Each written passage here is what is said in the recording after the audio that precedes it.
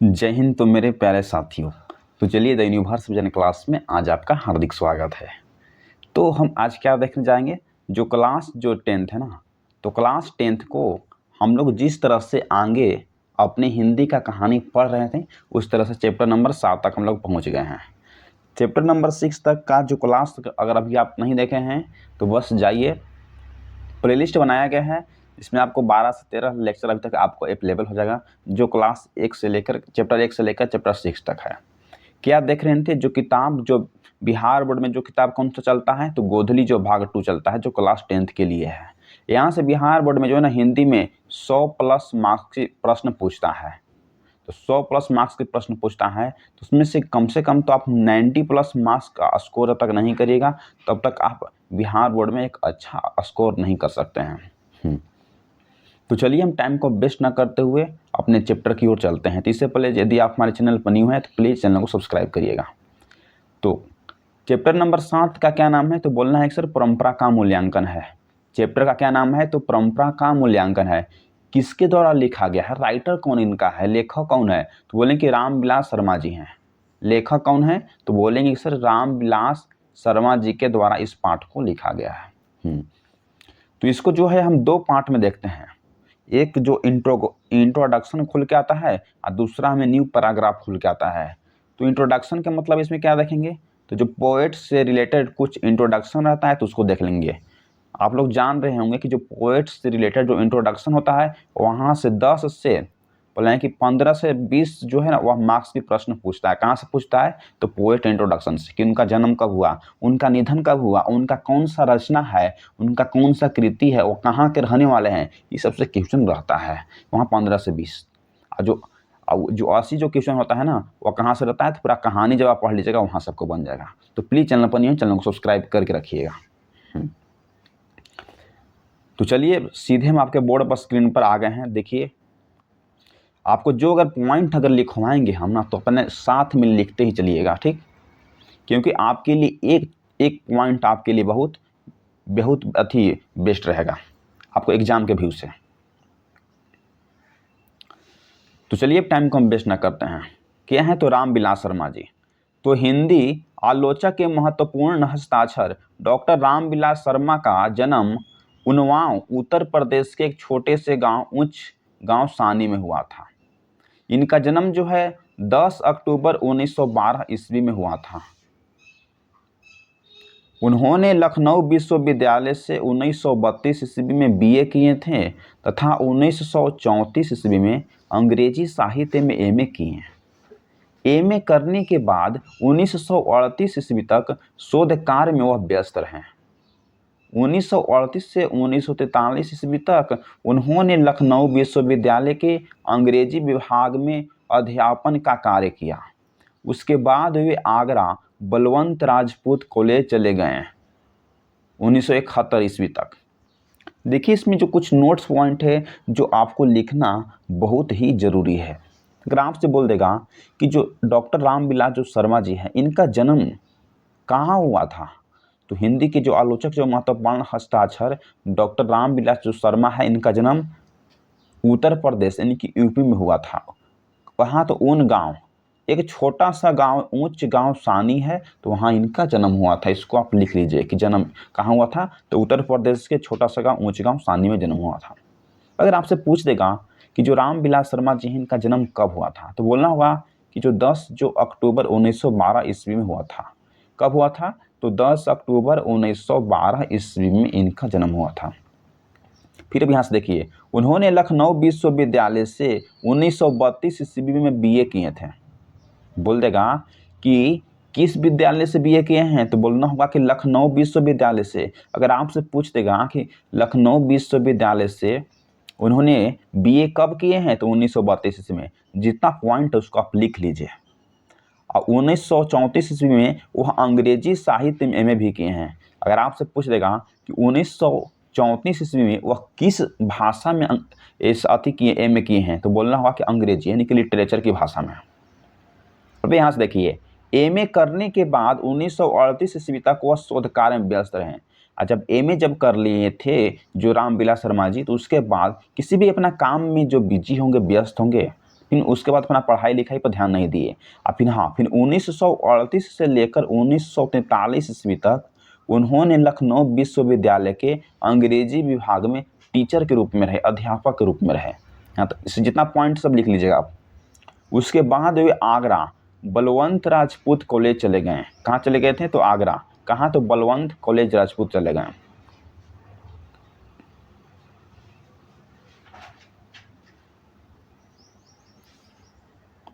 देखिए अब यहाँ से, यहाँ अध्यापन का कार्य करते रहे। बाद में वह आगरा विश्वविद्यालय के कुलपति के अनुरोध पर वे एमए हिंदी स्थान के निदेशक यानी कि डायरेक्टर बन गए। बोला जा रहा है कि जो रामविलास शर्मा जी हैं वह के हिंदी के संस्थान पर क्या बन गए थे? तो वह डायरेक्टर बन गए थे, निदेशक बन गए थे। और यहीं से 1974 ईस्वी में सेनानिवृत्त हुए। अब बोल देंगे, पूछेगा आपसे कि जो रामविलास शर्मा जी हैं तो सेनावृत्त कब हुए हैं? तो बोलना है कि 1974 ईस्वी में और सेनावृत्त हुए।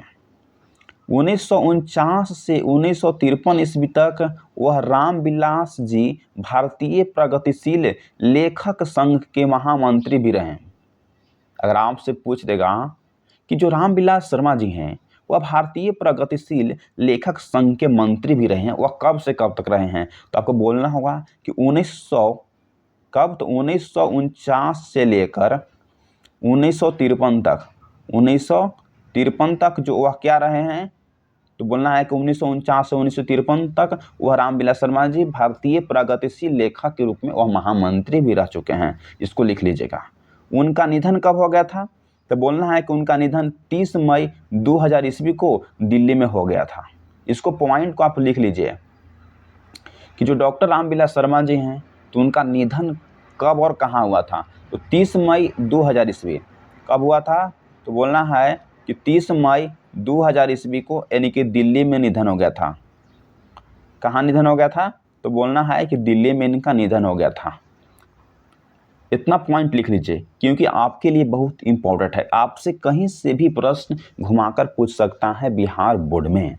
तो चलिए अब यहाँ तक देख लिए हैं। जो भी अगर पॉइंट अगर लगता है कि आपको एग्जाम में आ सकता है तो उसको हम अंडरलाइन तुरंत कर देते हैं। अब देखना स्टार्ट करिए। यहाँ से जो अगर इंपॉर्टेंट है उसी को हम अंडरलाइन, उसको हम आपको बता देंगे। हिंदी गद्य को रामविलास शर्मा का योगदान ऐतिहासिक है। तर्क और तथ्यों से भरी हुई साफ पारदर्शी भाषा रामविलास शर्मा जी के गद्य की विशेषता है। उन्हें भाषा विज्ञान विषयक परंपरागत दृष्टि को मार्क्सवाद की वैज्ञानिक दृष्टि से विश्लेषित करने के लिए हिंदी आलोचक को वैज्ञानिक दृष्टि प्रदान करने का श्रेय प्राप्त है। देशभक्ति और मार्क्सवादी चेतना रामविलास जी का केंद्र बिंदु है। अगर आपसे पूछ देगा कि जो रामविलास शर्मा जी हैं तो उनका केंद्र बिंदु क्या है? तो बोलना होगा कि देशभक्ति और जो मार्क्सवादी है तो उनका क्या है? तो चेतना रामविलास शर्मा जी के केंद्र बिंदु है। अब यहाँ से देखिए, उनकी लेखनी से वाल्मीकि और कालिदास से लेकर मुक्ति बोध तक की रचनाओं का मूल्यांकन प्रगतिवादी चेतना के आधार पर हुआ है। उन्हें न केवल प्रगति विरोधी हिंदी आलोचना की कला एवं साहित्य विषय भ्रांतियों के निवारण का श्रेय है। यही बोला जा रहा है कि उन्हें न केवल प्रगति विरोधी हैं, हिंदी आलोचना की जो कला, जो हिंदी में केवल लिखते ही नहीं है, वह साहित्य के सभी विषयों पर वह लिखते हैं, बल्कि स्वयं प्रगतिवादी आलोचना द्वारा उत्पन्न अंत विरोधियों के उन्मूलन का यानी कि गौरव उन्हें प्राप्त किया गया है। इसमें उतना कोई खास इंपॉर्टेंट पॉइंट नहीं था। देखिए अब यहाँ से, रामविलास शर्मा जी ने हिंदी में जीवनी साहित्य को एक नया आयाम दिया है। जो हमारे जो कवि जो है जो रामविलास शर्मा जी, वो अपने जीवनी में, जीवनी का मतलब क्या होता है? उनका जन्म कब हुआ, निधन कब हुआ, उनका क्या रचना है, कहाँ वो गए थे, कहाँ ही के, तो उसी को बोलते हैं जीवनी। तो रामविलास शर्मा जी हिंदी जीवनी में जो साहित्य को यानी कि लिटरेचर को एक नया आयाम दिए थे, एक नया उसमें उभर कर आए थे। उन्हें निराला की साहित्य साधना पुस्तक पर साहित्य अकादमी पुरस्कार प्राप्त हो चुका है। अगर आपसे पूछ देगा कि जो डॉक्टर रामविलास शर्मा जी हैं तो उनको साहित्य अकादमी पुरस्कार दिया गया है, तो कौन सी रचनाओं पर? तो बोलना है कि निराला की साहित्य साधना, इसको आप लिख लीजिए। निराला की जो साहित्य साधना पुस्तक है तो उस पर क्या दिया गया है? तो उनको साहित्य अकादमी पुरस्कार प्राप्त किया गया है। उनकी प्रमुख रचनाओं के नाम इस प्रकार से हैं। चलिए, तो उनकी प्रमुख जो रचना है उसको हम लिखवा देते हैं। तो प्रमुख रचनाओं के नाम चलिए लिखना हम लोग स्टार्ट करते हैं। इस कलर से जितना भी रचना है उसको हम हाईलाइट कर देते हैं, लिख लीजिएगा उसको। आचार्य रामचंद्र शुक्ल और हिंदी आलोचना क्या है? तो आचार्य रामचंद्र शुक्ल और हिंदी आलोचना इन्हीं की रचना है। देखिए, भारतेंदु हरिश्चंद्र ये रचना किसका है? तो बोलना है कि रामविलास शर्मा जी का है। प्रेमचंद्र और उनका युग ये भी रचना इन्हीं का है। भाषा और समाज ये भी रचना उन्हीं का है। महावीर प्रसाद द्विवेदी और हिंदी नवजागरण किनके रचना है? तो बोलना है ये भी जो रचना है वह रामविलास शर्मा जी के है। भारत की भाषा समस्या, जो भारत की जो भाषा समस्या जो रचना है वह रामविलास शर्मा जी के है। नई कविता और अस्तित्ववाद ये भी जो रचना है रामविलास शर्मा जी का है। भारत में अंग्रेजी राजा और मार्क्सवाद ये भी जो रचना है किसका है? तो रामविलास शर्मा जी का है। भारत के प्राचीन भाषा परिवार और हिंदी, भारत के प्राचीन भाषा परिवार और हिंदी जो रचना है वह किस लेखक की रचना है? तो बोलना है कि रामविलास शर्मा जी की रचना है।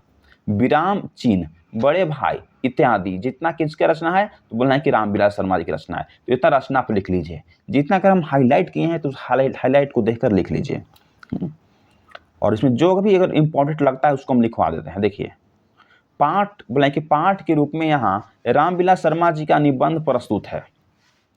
पाठ यानी कि चैप्टर के रूप में यहाँ रामविलास शर्मा जी का क्या है? तो निबंध में प्रस्तुत है। अगर आपसे पूछ देगा कि जो परंपरा का मूल्यांकन किस विद्या से संबंधित है, तो बोलना होगा क्या है? तो निबंध से वह संबंधित है। क्या है? तो निबंध होना चाहिए। परंपरा का मूल्यांकन, यह निबंध इसी नाम की पुस्तक से किंचित संपादन के साथ संकलित है। बोला जा रहा है कि जो परंपरा का जो मूल्यांकन जो है ना, यह इसी निबंध यानी कि नाम की पुस्तक से किंचित यानी कि संपादन के साथ संकलित किया गया है, उससे लिया गया है। यह निबंध समाज, साहित्य और परंपरा के पारस्परिक संबंधों के सैद्धांतिक एवं व्यवहारिक मीमांसा एक साथ करते हुए रूपकार ग्रहण करता है। परंपरा ज्ञान, समझ और मूल्यांकन विवेक जगाता है। यह निबंध साहित्य के सामाजिक विकास में क्रांतिकारी भूमिका को भी स्पष्ट चलाता है। नई पीढ़ी में यह निबंध परंपरा और क्या है? तो आधुनिकता की युगानिक नई समझ विकसित करने में एक साथ जो है समर्थक हस्तक्षेप है। चलिए, यहाँ तक हो गया। इसमें उतना कोई खास नोट पॉइंट नहीं था, जितना था इसको आप अंडरलाइन करवाए हैं उसको लिख लीजिए आप। अब न्यू पैराग्राफ आपके सामने ओपन होकर आ गया। तो बात करते हैं कि न्यू पैराग्राफ के मतलब क्या है।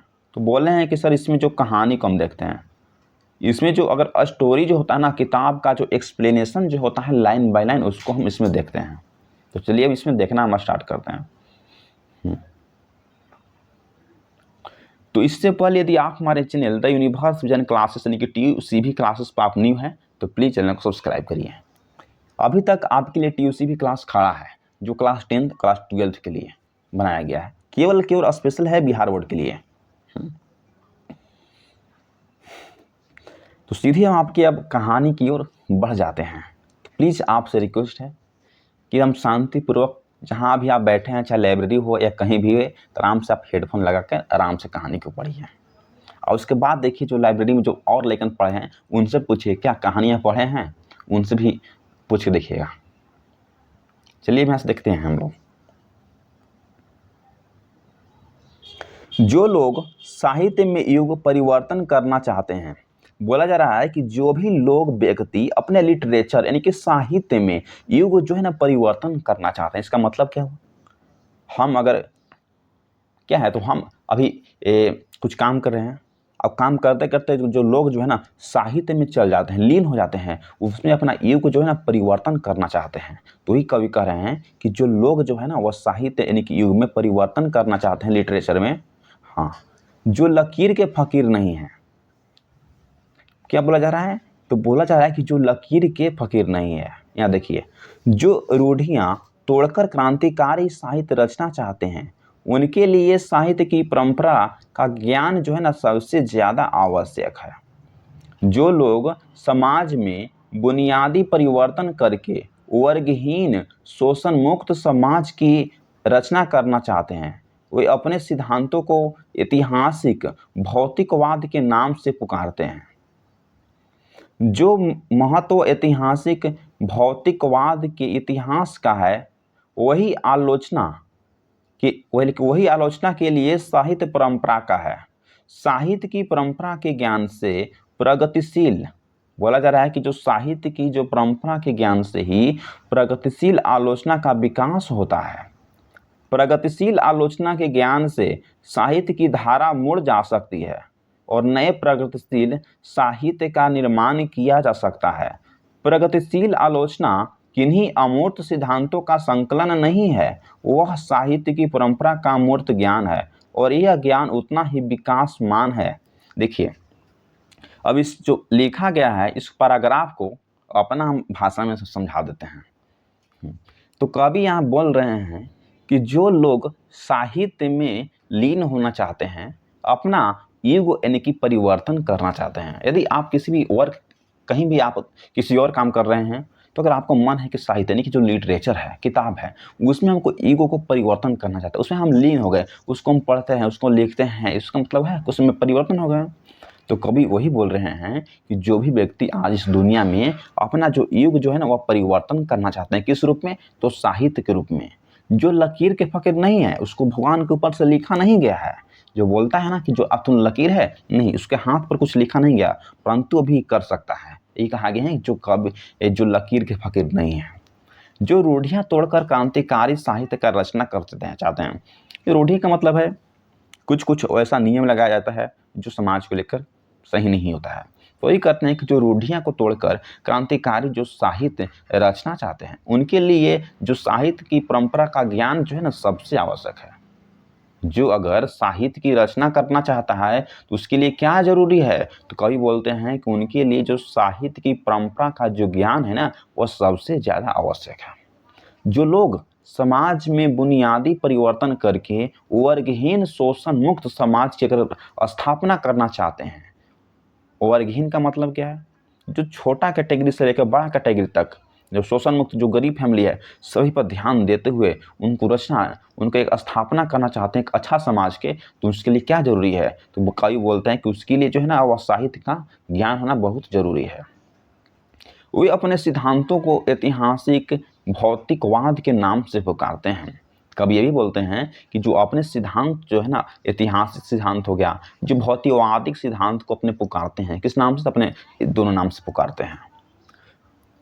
अब देखिए यहाँ से, जो महत्व ऐतिहासिक भौतिकवाद के इतिहास के लिए है, वह भी आलोचना का साहित्य का परंपरा ही है।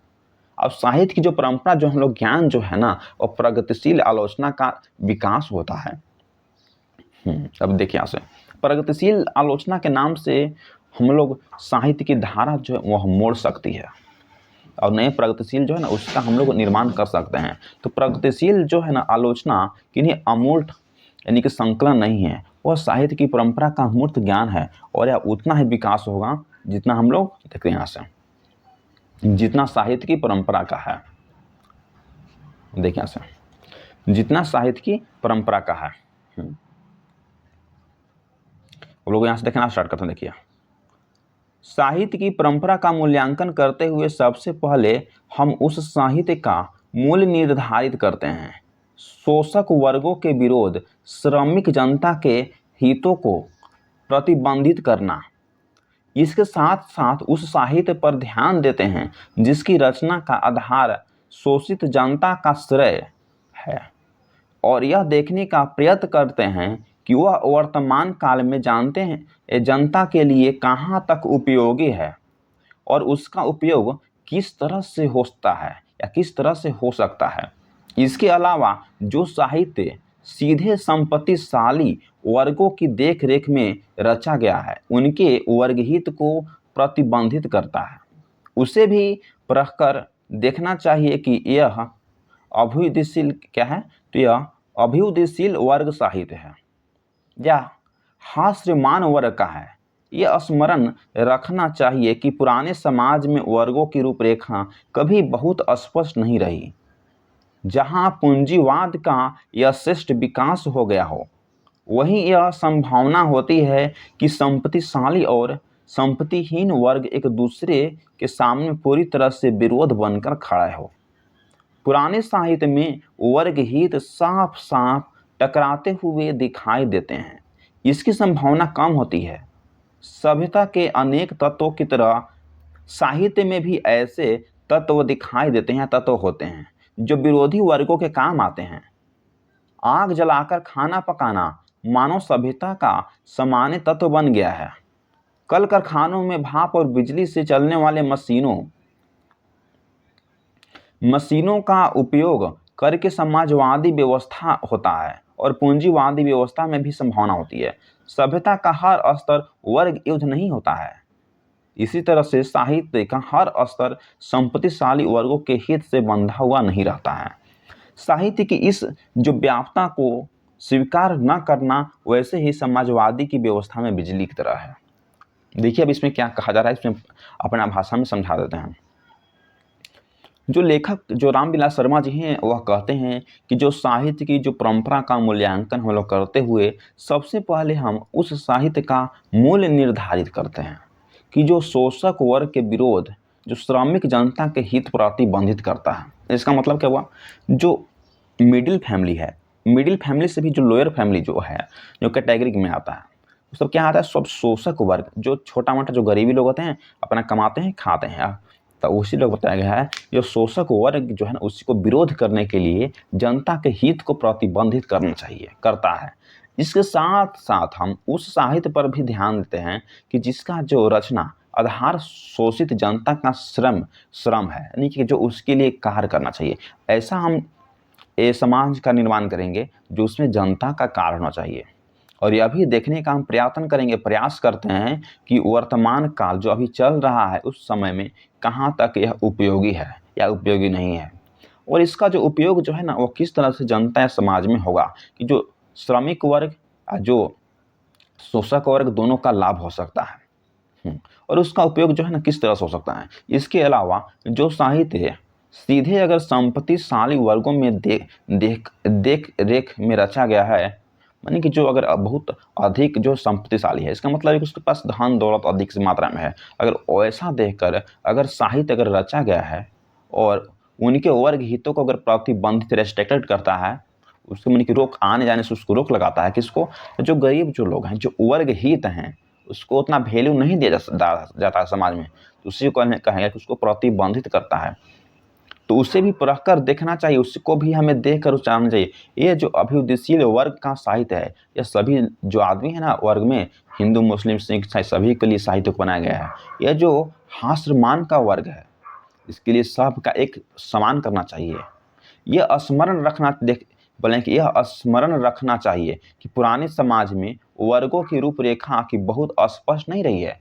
आज से 10 अगर साल पहले अगर हम देखें, जो हमारे जो समाज में इस तरह से नहीं था, जहां पूंजीवादी का श्रेष्ठ विकास हो गया है। आज देख रहे हैं पूंजीवादी किस तरह से अगर अमीर जो व्यक्ति है वो अमीर बनते हुए जा रहा है। वही यह संभावना की बात है कि जो संपत्तिशाली और संपत्तिहीन, जो अमीर और जो गरीब लोग हैं, वह एक दूसरे के सामने पूरी तरह से विरोध बनकर खड़ा हो गए। कोई भी अगर गरीब आदमी अमीर आदमी है तो गरीब आदमी को चाहेगा, तो बोले कि ना, जो गरीब आदमी और जो अमीर आदमी है आपस में क्या है, तो विरोध बनकर खड़े हो गए हैं। पुराने साहित्य में वर्ग हित जो है वो साफ साफ टकराते हुए दिखाई दे रही है। पहले की जो समय था ना, पुराने समय, तो उसमें बोल रहे हैं कि जो पुराने वर्ग में जो साहित्य जो है ना वो साफ साफ टकराते हुए दिखाई दे रहा है। किस तरह से जो अमीर आदमी और गरीब आदमी पर अति हमला कर रहा है, इसकी संभावना कम होती है। सभ्यता के अनेक तत्वों की तरह साहित्य में भी ऐसे तत्व दिखाई देते हैं जो विरोधियों के काम आते हैं, जो आपस में लड़ के चलते हैं, उनको काम आ जाते हैं। कौन जाता है काम, तो सभ्यता का ये तत्व जो है। देखिए यहाँ से, आग जलाकर खाना पकाना मानव सभ्यता का सामान्य तत्व बन गया है। तो आप लोग जान ही जाओगे, अरे क्या करना है, जाओ खाना बना दो, तो आग जलाया, खाना बना दिया। तो ये बताया गया, कई भी कह रहे हैं कि आग जलाकर जो खाना पकाना, यह तो मानव का सभ्यता का सामान्य की तत्व ही बन गया है। कल कारखानों में जो भाप और बिजली से चलने वाले जो मशीन, जो समाजवादी व्यवस्था में होता है और पूंजीवादी व्यवस्था में भी है, बोले कि सभ्यता हर स्तर पर वर्ग युद्ध नहीं है।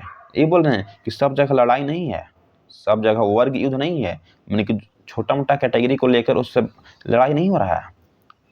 इसी तरह जो साहित्य जो है ना वो हर स्तर पर संपत्तिशाली वर्गों में हित से बंधा हुआ भी नहीं है।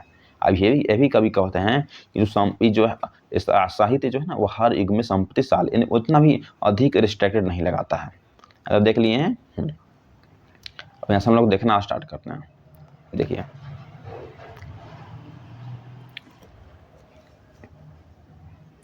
कल खरकानों का उपयोग न करना चाहिए क्योंकि इसका आविष्कार पूंजीवादी समाज में हुआ था। और बोला जा रहा है देखिए कि बिजली का उपयोग न करना चाहिए, न करना, क्योंकि इसका जो आविष्कार जो है ना पूंजीवादी समाज में हुआ था और उसका उपयोग भी पूंजीवादियों ने अपने हित यानी कि अपने राज में किया था। साहित्य मनुष्य के संपूर्ण जीवन से संबंध है। क्या बोल रहे हैं कि जो साहित्य जो है ना वह मनुष्य के संपूर्ण जीवन से संबंध है। आर्थिक जीवन के अलावा मनुष्य एक प्राणी के रूप में भी अपना जीवन बिताता है। साहित्य में उसकी बहुत सी अदीम भावनाएं हैं, प्रतिफलित होती है जो उसे प्रमाणित से जोड़ती है। इस बात को बार बार कहने में कोई हानि नहीं है कि साहित्य विचारधारा मात्र नहीं है, उसमें मनुष्य का इंद्रियन बोध, उसकी भावनाएं भी व्यंजित नहीं है। साहित्य का यह अपेक्षाकृत अस्थायी रूप से होता है। इसमें कई बता रहे हैं कि बिजली जो है ना उसका बिजली कारखाना का उपयोग नहीं करना चाहिए। क्यों? क्योंकि इसका जो आविष्कार जो है ना वह पूंजीवादी समाज में हुआ है। पूंजीवादी का मतलब जो अमीर लोग हैं उसमें हुआ है और उसका उपयोग भी पूंजीपतियों ने अपने हित में किया, अपने दम पर किए हैं। साहित्य मनुष्य के संपूर्ण जीवन से संबंधित है। यह भी कई बोल रहे हैं कि जो साहित्य जो है ना वह मनुष्य के संपूर्ण जो जीवन है उससे संबंधित है। आर्थिक जीवन के अलावा मनुष्य एक प्राणी के रूप में भी अपना जीवन बिता रहा है। कवि ये बोल रहे हैं कि जो आर्थिक जीवन के अलावा जो इकोनॉमिकल जो पैसा के लेकर जो होता है उसको हम आर्थिक बोलते हैं। तो आर्थिक जीवन के अलावा जो मनुष्य जो है ना प्राणी के रूप में अपना जीवन को बिताते जा रहा है। साहित्य में उसकी बहुत सारे अदीम भावनाएं आदमी के अंदर है, प्रतिफल होती है जो उसे प्राणी मात्र से जोड़ती है। किसे जोड़ती है? तो प्राणी मात्र से जोड़ती है। इस बात को बार बार कहने में कोई हानि हमें नहीं होता है कि जो साहित्य विचारधारा का मात्र नहीं है, उसमें मनुष्य का इंद्रिय बोध, उसकी भावनाएं भी व्यंजित है। साहित्य का यह अपेक्षाकृत अस्थायी रूप से होता है। क्या भारत? अब यहां से देख रहे हैं, देखिए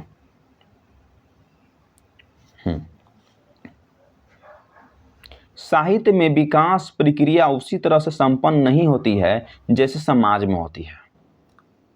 सामाजिक विकास क्रम में समांती सभ्यता की अपेक्षा पूंजीवादी सभ्यता को अधिक प्रगतिशील कहा जा सकता है और पूंजीवादी सभ्यता के मुकाबलों समाजवादी सभ्यता को पुराने चरखों और करघे के मुकाबले मशीनों के व्यवहार से श्रेय की उत्पादन बहुत बढ़ गई है। पर यह आवश्यक नहीं है, पर यह जरूरी नहीं है कि समांती समाज के कवि की अपेक्षा पूंजीवादी समाज का कवि श्रेष्ठ हो। यह भी संभव है कि आधुनिक सभ्यता का विकास कविता के विकास के विरोधी और कवि की स्वयं बिकाऊ का माल बन रहा हो। व्यवहार में यही देखा जाता है, बोले कि व्यवहार में यही देखा जाता है कि 19वीं और 20वीं सदी के कवि में क्या यूरोप में पुराने कवियों को घोटे जा रहे हैं और कहीं उनके आसपास पहुंच जाते हैं तो अपने को ध्यान मानते हैं। ये जो तमाम कवि अपने पूर्ववर्ती कवियों की रचना का मनन करते हैं वे उनका अनुकरण नहीं करते हैं, उनसे सीखते हैं और उनसे स्वयं नई परंपराओं को जन्म देते हैं। जो साहित्य दूसरी की नकल करके लिखा जाए, जो साहित्य दूसरी की कल्पना करके लिखा जाए वह अधम कोटि का होता है और संस्कृति असमर्थ सूचना होता है। और बोला जाए कि सांस्कृतिक जो है ना वह असमर्थ का सूचक होता है। जो महान साहित्यकार है उनकी कला की आवृत्ति नहीं हो सकती है। यहाँ तक कि एक भाषा से दूसरी भाषा में अनुवाद करने का उनका कलात्मक सौंदर्य ज्यों त्यों नहीं बना रहता है। औद्योगिक उत्पादन और कलात्मक सौंदर्य ज्यों त्यों नहीं बना, हालांकि ज्यों त्यों नहीं बना रहता है। अब यहाँ से देखिए, हम आपको समझाते हैं। पूरा पैराग्राफ को हम लोग पढ़ लिए हैं, अब इसको हम समझा देते हैं। तो लेखक रामविलास शर्मा जी कहते हैं कि साहित्य में विकास प्रक्रिया उसी तरह से संपन्न नहीं होता है कि जिस तरह से हमारे समाज आगे बढ़ रहा है। लेखक जी बोलते हैं कि जो साहित्य, जो लिटरेचर है ना, तो लिटरेचर का मतलब क्या आप लोग समझ रहे हैं? साहित्य, किताब में जो, अगर आप लोग हिंदी है तो हिंदी पढ़ रहे हैं तो क्या है, लिखा गया लिटरेचर क्या है, तो लिटरेचर है। ये जो पढ़ रहे हैं किताब हम लोग हिंदी का, यही तो साहित्य तो है, तो यही साहित्य है। तो यही कई बोल रहे हैं कि साहित्य के विकास में उन प्रक्रिया की संपन्न की तरह नहीं होते जैसे समाज में हो रही है। सामाजिक विकास क्रम में समांती जो सभ्यता है उस पर अपेक्षा पूंजीवादी सभ्यता को अधिक प्रगतिशील कहा जा सकता है। जो समाज में जो अमीर जो लोग हैं ना, उसको बहुत वैल्यू देता है, उसको बहुत अधिक माना जाता है। और पूंजीवादी सभ्यता के मुकाबले समाजवादी सभ्यता को बोल रहे हैं कि जो समाजवादी का मतलब क्या है? जो समाज पर ध्यान दे। पूंजीवादी का मतलब क्या है? खुद अपने पर ध्यान दे। तो ये कहा गया है कि समाजवादी के अलावा पूंजीवादी जो सभ्यता है उस पर अधिक ध्यान दिया जाता है। अब यहाँ से देखिए, पुराने चरखे और करघे के मुकाबले मशीनों के व्यवहार से श्रम की उत्पादक बढ़ गई है। आप लोग जान रहे होंगे कि जो आजकल जो है ना, वो नई नई एडवांस टेक्नोलॉजी आ गया है।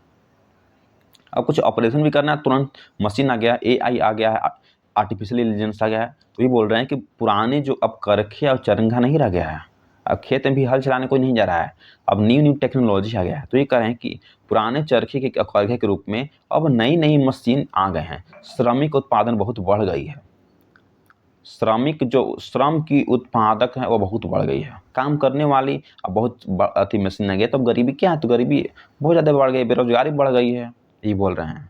पर यह आवश्यक नहीं है कि समांती समाज के कवि की अपेक्षा पूंजीवादी समाज का कवि श्रेष्ठ हो। यही बोल रहे हैं कि जो समांती का मतलब है कि ये बराबर नहीं है कि समाज के जो कवि हैं, समाज के कवि किस लिए है? जो समाज में देख रेख करेगा।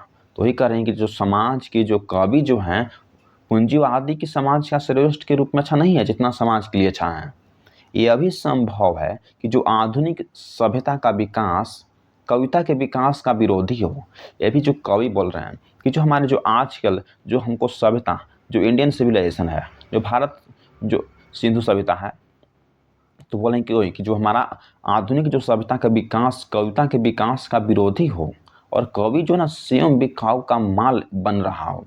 व्यवहार में ही अगर देखा जाता है कि 19वीं और 20वीं सदी के कवि जो है ना के रूप में क्या यूरोप में पुराने कवियों को घोटे जा रहे हैं। कवि अभी बोलते हैं कि 19वीं और 20वीं जो सदी के रूप में जो हमारे जो यूरोपियन कवि हैं, क्या पुराने कवि को घोटे जा रहे हैं?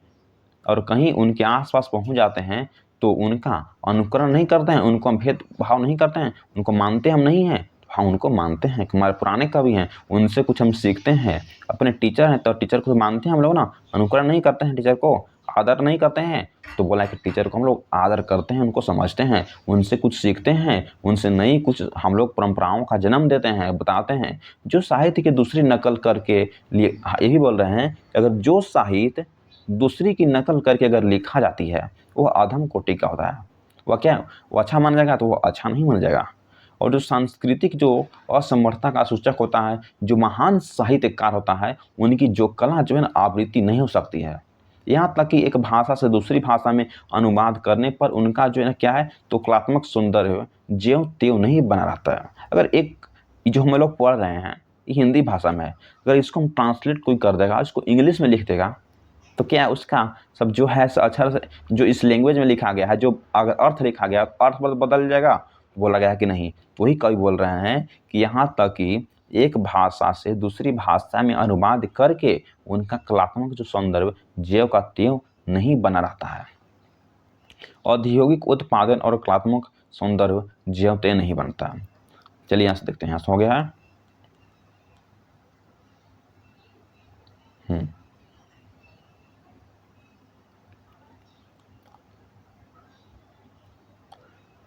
क्या हो गया, तो यहाँ से हम लोग अब यहाँ से करेंगे। ठीक, तो ये यहाँ से जो ना पार्ट नंबर 2 से हम करते हैं। ठीक, तो पार्ट नंबर 1 तो हम लोग यहाँ से देख लिए हैं, बोलने क्या, तो पार्ट नंबर 1 देख लिए हैं, अब पार्ट नंबर 2 यहाँ से हम करेंगे।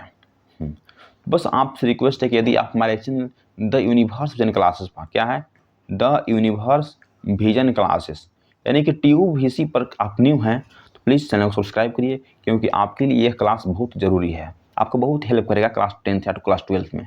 तो thanks for watching this video. आपसे रिक्वेस्ट है कि जाइए प्ले लिस्ट में, आप अभी तक 1 से लेकर 5 तक नहीं देखें, 6 तक 6 चैप्टर के आप स्टोरी पढ़ के आइए, उसके बाद इस क्लास को करिएगा।